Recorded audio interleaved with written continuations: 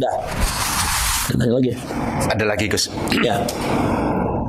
Ada yang mengatakan bahwa keabsahan nasab Balawi itu diragukan, yaitu dari Kiai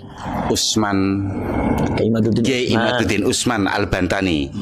Beliau mengeluarkan sebuah tesis ilmiah tentang nasab, bahwa nasab Ba'alawi itu tidak nyambung kepada Rasulullah. Sementara kita tahu bahwa di nasab Ba'alawi itu kan juga banyak ulama-ulama besar, Gus. Salah satu contoh dari Habib Ali Kuitang, Habib Soleh Tanggul. Nah, yang masih hidup Habib Lutfi, juga Habib-Habib lainnya. Apakah itu, kalau kita ikut meragukan, apakah tidak dikatakan su'ul adab, Gus? Mohon pencerahannya. Ya begini, jadi Anda jangan merancukan antara kajian hasil ilmiah dengan adab. Itu beda. Kalau Kiai Imaduddin yang saya lihat itu kajian ilmiah. Jadi kalau Anda membantah ya secara ilmiah. Kalau kajian ilmiah ternyata dapatnya tidak sesuai dengan apa yang sudah ditetapkan, nggak jadi masalah. Wong itu masalah ilmiah, masalah biasa ilmiah. Tidak ada kaitannya dengan adab dan akhlak. Kalau Anda bicara masalah debat ilmiah, kemudian Anda kalah, kemudian Anda menggodamnya dengan adab dan akhlak. Ini sistem seperti ini yang dipakai oleh Fir'aun. Fir'aun itu pada waktu debat dengan Nabi Musa, ketika ditanya, Musa, kamu itu Tuhannya siapa? Kata Nabi Musa, Tuhan saya yang bisa menghidupkan, yang mematikan. Tuhan saya ada yang bisa menghidupkan, mematikan. Kemudian tiba-tiba Fir'aun menghadirkan dua orang, yang satunya dibunuh, yang satunya dihidupkan. Kata Fir'aun, wa ana uhyi wa umit. Saya juga menghidupkan tuh, saya juga bisa mematikan. Artinya kalau memang Tuhan kamu adalah menghidupkan dan mematikan, saya juga bisa. Akhirnya kata-kata Nabi Musa apa? Tuhan saya adalah Tuhan yang bisa memindahkan matahari dari timur ke barat dan mendatangkan bulan ketika malam dan melenyapkan ketika siang. Tuhan saya Tuhan yang bisa menggeser matahari. Di situ Fir'aun lemah, logikanya kalah, debatnya kalah. Lah Fir'aun baru menggodamnya dengan apa? Ya dengan kayak tadi, otoritas. Musa, kamu tuh kurang ajar. Bukankah kamu telah diurus sama saya dari kecil? Kamu kan diurus sama saya dari kecil. Begitu besar kamu kurang ajar sama saya. Boro-boro kamu terima kasih. Lah, Fir'aun itu merancukan antara debat ilmiah ya dengan otoritas. Ini bukan bicara masalah otoritas Nabi Musa itu menghormati atau tidak, tetapi ini adalah masalah ilmiah. Ketika Fir'aun tanya seperti itu, ya Nabi Musa jawab. Ketika Nabi Musa itu memenangkan perdebatan itu, maka Fir'aun menggodam Nabi Musa dengan otoritas. Jadi itu caranya Fir'aun mengalahkan orang. Jangan seperti itu. Anda semua begini, seumpama saya urusan dengan santri saya, begitu urusan saya kalah, saya bilang, kamu kurang ajar sama guru. Bukankah saya tuh ngajar kamu dari mulai kamu nggak bisa sampai sekarang besar, begitu besar kamu sekarang tentang saya. Lah nggak boleh seperti itu. Itu namanya tidak ilmiah. Anda tidak memahami konteks ilmiah namanya. Nah, masalah kajian Kiai Imaduddin kajian ilmiah, dan itu sah-sah saja, nggak jadi masalah. Bukan berarti Kiai Imaduddin kemudian tidak menghormati Abu Lutfi, Habib Ali, tidak menghormati Shahibur Ratil Kubra, Habib Abdullah bin Alwi Al-Haddad atau para habaib yang lain, ulama-ulama. Bukan masalah itu. Ya, itu masalah ilmiah, debat dengan ilmiah saja, nggak apa-apa. Dan kajian-kajiannya juga bagus. Titen kalimat itu bagus. Saya sudah lihat titen bagus. Lah, kemudian contoh begini. Imam Malik bin Anas Al-Asbuhi itu adalah muridnya adalah gurunya Imam Syafi'i. Tapi Imam Syafi'i berbeda dengan Imam Malik. Ketika Imam Malik ketika subuh tidak kunut, maka Imam Syafi'i kunut. Debat luar biasa. Bahkan di dalam sejarahnya sanad Ali dipegang oleh Imam Syafi'i itu lebih kuat daripada sanad yang dipegang oleh Imam Malik dalam kitab Muwatta'nya. Sehingga timbullah setelah Imam Syafi'i timbul Imam Bukhari yang punya kitab Sahihul Bukhari yang disebut dengan As-Sahihul Kutub Ba'dal Quran. Artinya bukan Muwatta'. Apakah ini berarti Imam Bukhari kurang ajar sama Imam Malik? Imam Malik bukan seperti itu. Atau Imam Bukhari kurang ajar sama Imam Syafi'i, atau Imam Syafi'i kurang ajar sama Imam Malik. Oh, Anda jangan seperti itu, bukan itu. Ini adalah kajian ilmiah yang sifatnya peradaban keilmuan. Ya, ilmu harus dinamis, harus maju, harus dinamis. Dan ini di Indonesia saya lihat fenomenanya bagus. Jangan dianggap negatif, ini justru bagus tuh. Dulu perdebatan semacam ini ada di Mesir. Sekarang Mesir mungkin sudah mulai mulai kendor. Sekarang di Indonesia bagus. Walaupun memang perdebatannya sangat luar biasa. Karena apa? Karena menyangkut implikasi dari ketika Kiai Imad mengatakan seperti itu, maka implikasinya membatalkan seluruh nasabnya para habaib. Itu kan begitu. Dan itu menurut saya nggak jadi masalah. Kalau memang kajian Kiai Imad itu benar, dan saya lihat itu memang benar, ya, dalam bukti-bukti data-datanya itu validitasnya itu bisa dipertanggungjawabkan. Makanya Kiai Imad kenceng. Itu ya kita nggak usah jadi masalah, ya, nggak usah jadi masalah. Sekarang begini, Imam Syafi'i dengan Imam Malik, bahkan Imam Ahmad bin Hanbal, Imam Ahmad bin Hanbal disuruh ijtihad sama Imam Syafi'i. Ya Ahmad ijtihad, ijtihad kamu Ahmad. Imam Ahmad bingung gimana saya harus berbeda pendapat dengan guru saya, apakah sul adab atau tidak. Kata Imam Syafi'i, ijtihad Ahmad, ijtihad, jangan sama dengan saya. Akhirnya Imam Ahmad berijtihad dengan sekuat tenaga, barulah mendapatkan hukum-hukum yang berbeda dengan gurunya. Betapa luar biasa Imam Ahmad. Apakah Imam Ahmad itu kemudian ketika mengatakan Imam Syafi'i dalam hal ini guru saya salah, apa itu kurang ajar? Enggak. Apa itu sul adab? Oh tidak.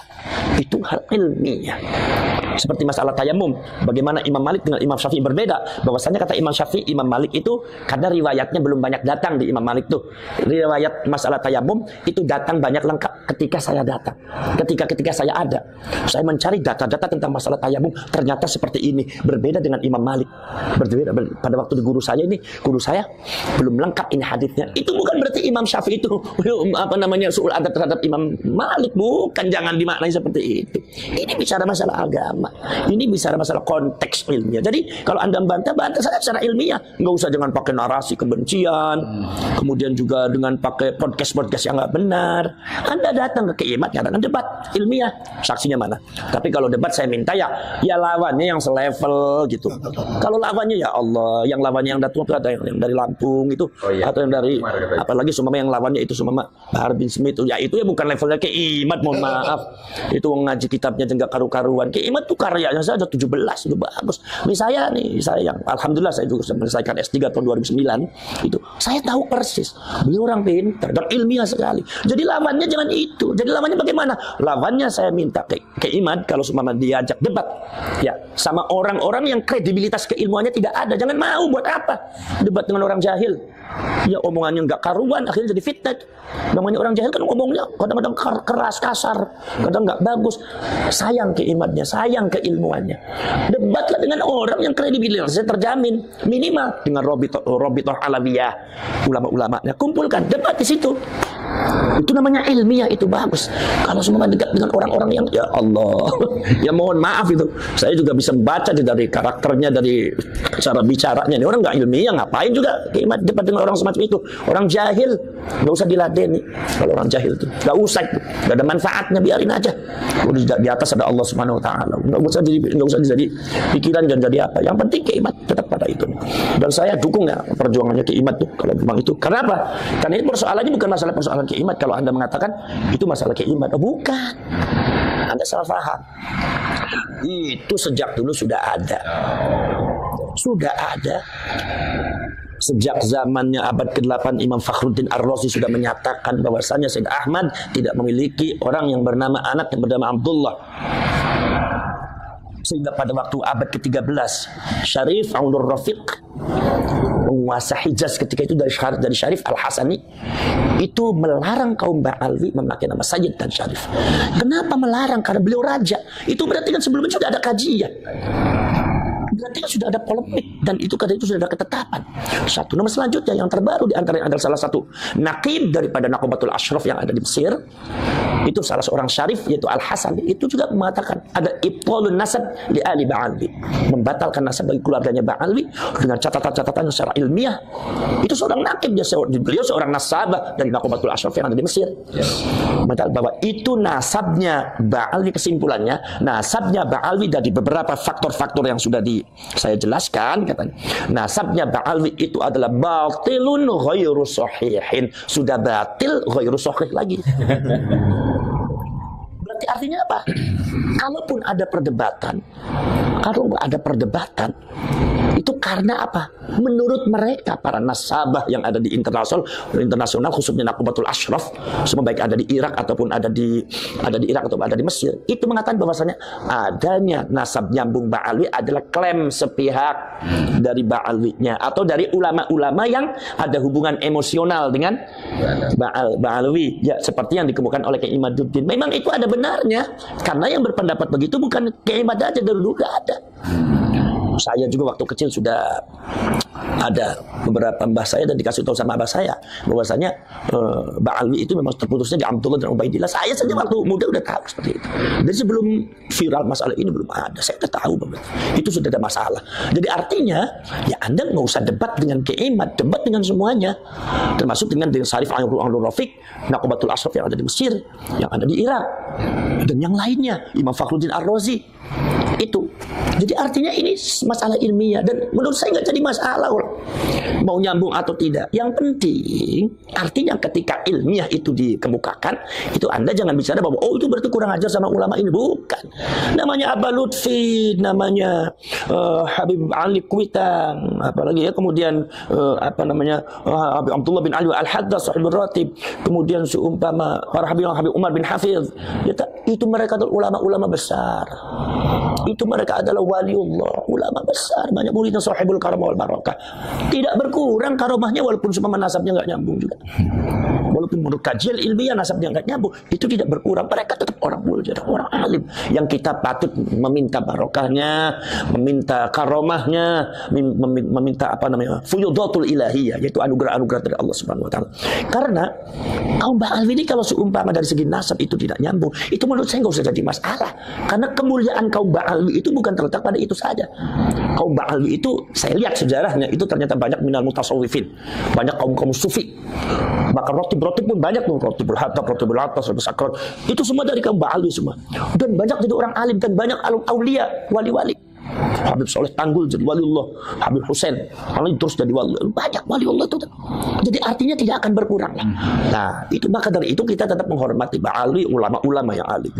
Nah, tapi kalau ada oknum Ba'alwi yang kadang-kadang berbuat tanpa tidak ada sopan santunnya, tidak ada akhlaknya, baru itu kita harus dihentikan. Kalau nggak dihentikan ini bahaya. Awas, Anda jangan macam-macam di sini. Karena Anda kisahnya betul. Kenapa? Karena dari Ba'alwi itu bukan yang jadi masalah di Indonesia, dan bukan ya, khususnya di Indonesia itu adalah bukan masalah nasab saja. Sejarah kedatangannya pun sudah bermasalah. Bagaimana Habib Utsman bin Yahya Mufti Betawi ya yang digaji oleh Belanda, kemudian beberapa fatwanya banyak bertentangan dengan ulama-ulama yang sudah ada, bahkan melemahkan, padahal beliau datangnya tahun abad ke-18. Ya kan?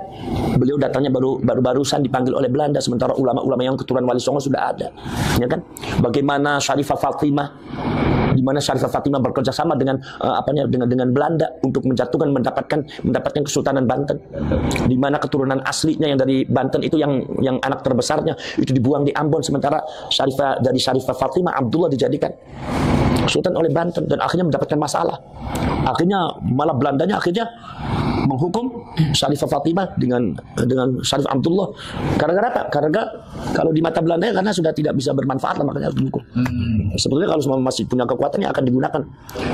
Bagaimana Habib Abdurrahman Al-Masyhur Az-Zahir yang ceritanya kontroversial di Aceh, di mana mengkhianati perjuangannya orang Aceh, bekerjasama dengan dengan beberapa oknum dari India. Dan bagaimana yang lainnya, ini juga datangnya bermasalah ini. Alam dari Hadramaut tuh. Ya. Nah ini. Maka dari itu ini bermasalah. Udah datangnya bermasalah. Mereka dijadikan masyarakat strata nomor 2 setelah Belanda. Sementara masyarakat Indonesia ketika zaman Belanda dijadikan strata yang paling bawah. Jadi Anda jangan sampai di bawah sampai sekarang itu. Sekarang udah merdeka. Sekarang Belanda udah nggak ada. Jadi Anda strata seperti itu jangan di bawah-bawah. Anda jangan membanggakan diri, merasa dirinya adalah di atas orang pribumi. Lah salah Anda, berarti Anda masih membawa misi Belanda. Jadi menurut saya itu fakta sejarah, bukan provokasi. Itu fakta sejarahnya seperti itu.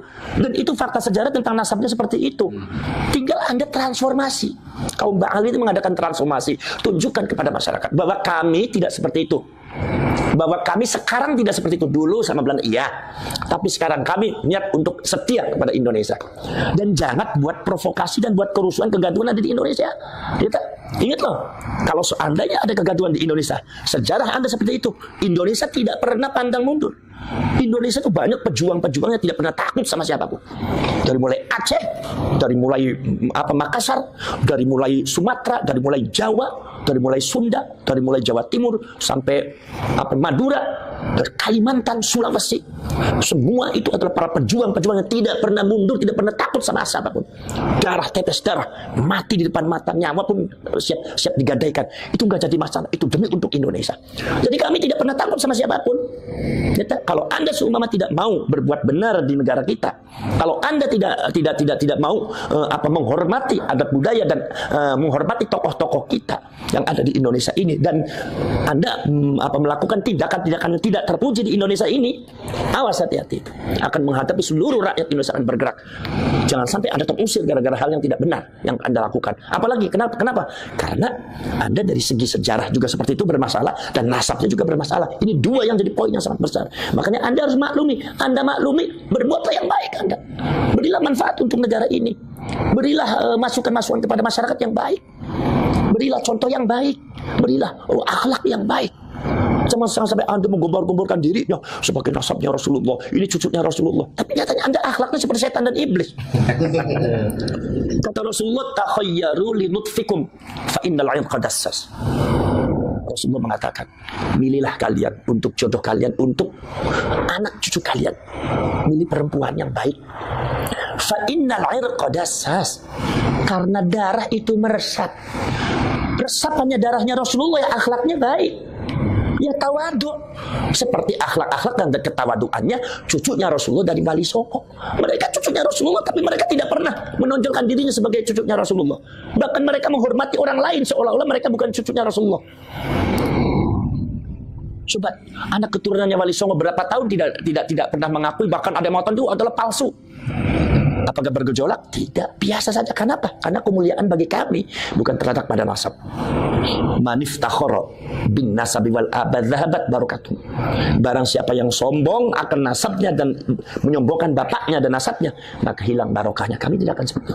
Maka abah kami, mbah kami, datuk kami tidak pernah mengajarkan untuk membanggakan nasab. Makanya kebanyakan nasab mereka dipegang oleh orang yang dipercaya, mastur yang lain tidak kasih tahu. Kenapa? Barangkali ada orang keracunan nasab, mabok nasab, akhirnya berbuat sesuatu yang tidak benar. Ini sungguh yang namanya darah itu meresap. Anda darahnya siapa? Darahnya Rasulullah. Akhlaknya akan seperti ini. Anda seperti itu. Apa betul Anda darahnya Rasulullah? Apalagi Anda sejarahnya seperti ini. Apalagi Anda secara nasab Anda seperti ini. Sementara anak perilakunya seperti ini. Jangan-jangan itu benar bahwa Anda itu bukan cucunya Rasulullah. Jangan-jangan itu benar bahwa Anda itu adalah orang Yahudi yang sukanya memberontak. Jangan sampai masyarakat punya asumsi seperti itu. Adakan transformasi secepatnya. Jadi masyarakat Ba'alwi, kami diakui sebagai nasabnya Rasulullah atau tidak, kami yang penting berilah kiprah yang positif terhadap negara Indonesia, bangsa Indonesia. Jangan buat kekacauan, jangan buat kegaduhan, jangan menanamkan hal-hal yang tidak baik, jangan meracuni masyarakat untuk benci kepada ini, benci kepada ini, benci kepada ini. Apalagi mengucapkan kata-kata yang tidak sopan. Mana ada cucunya Rasulullah bicara seperti itu. Jadi akhirnya masyarakat sudah asumsi udah jelek bahwa oh ini akan seperti, oh berarti seperti ini berarti. Karena fa innal 'irqa dassas, yang namanya darah itu meresap. Anda resapannya dari siapa? Kalau dari Rasulullah akan seperti ini. Karena akhlaqul Quran, akhlaknya Rasulullah adalah Al-Quran. Ya kan? Rasulullah dibanggakan oleh Allah Subhanahu wa taala, fa innaka la'ala khuluqin azim. Akhlaknya Rasulullah menonjol ke akhlaknya. Maka yang meresap kepada anak cucunya adalah akhlaknya. Kalau Anda akhlaknya mukhalifun lir Rasul, ada seorang laki-laki mengaku dirinya, di dalam dirinya ada darahnya Rasul, tapi akhlaknya, sifatnya, tingkah lakunya, pola hidupnya bertentangan dengan Rasul, siapa yang mau percaya? Dasasnya kemana ini? Ya. Jadi seperti itu. Jadi masalah keimat ya ada ilmiah saja. Bukan berarti keimat itu menabrak ini. Ilmiah aja, ada ilmiah aja. Karena apa? Karena masalah itu bukan masalah keimat aja, itu masalah dari dulu udah ada. Itu masalah. Jadi Anda jangan mengatakan itu masalah keimat, bukan, dari dulu sudah ada. Cuma keimat itu hanya memunculkan tesisnya. Jadi tesis ilmiah. Jadi Anda kalau mau mendebat ilmiah lewat keimat, yang Anda debat bukan sekeimat saja, termasuk Imam Fakhruddin Ar-Razi, Syarif Aun-Rafiq dan ulama-ulama Hijaz zaman dulu, termasuk Nakubatul Ashraf. Kalau memang ilmiah silakan, pertahankan. Ya. Jadi jangan menjelekkan dengan narasi-narasi kurang bagus. Menurut saya ini perkembangan sebetulnya keilmuan yang sangat baik sekali untuk rakyat Indonesia. Sehingga rakyat Indonesia semakin dewasa dan semakin pintar. Itulah Indonesia, hebatnya begitu.